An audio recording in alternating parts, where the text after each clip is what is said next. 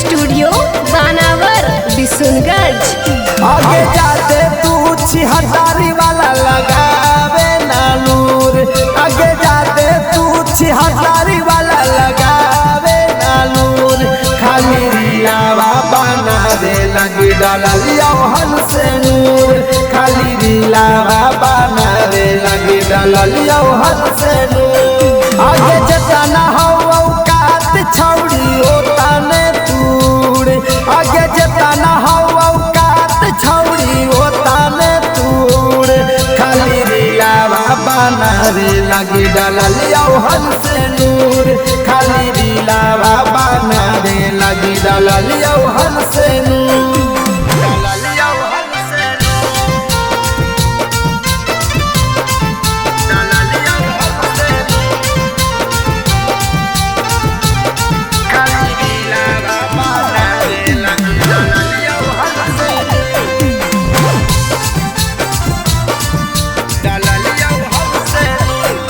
आगे इतना दिनवा गिर गेलाई कि तोरा से करवाई प्यार गे, तोरा जैसन के ताना छौड़ी खोल के देह पसार गे।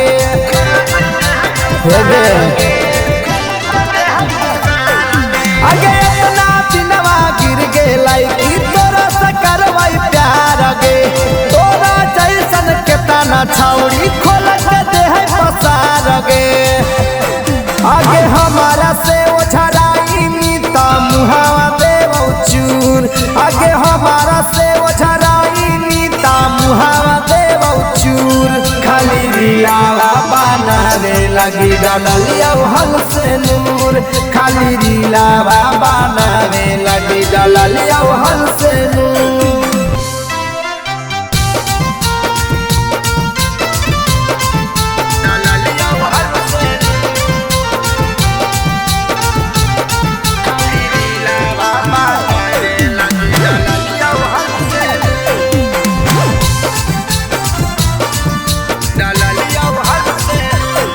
आगे हमारा मौगी बनेला छौड़ी देख नहीं सा बनावागे, कुछो नहीं बिगाड़ा तो के कानो करा में पुलिस थानावागे।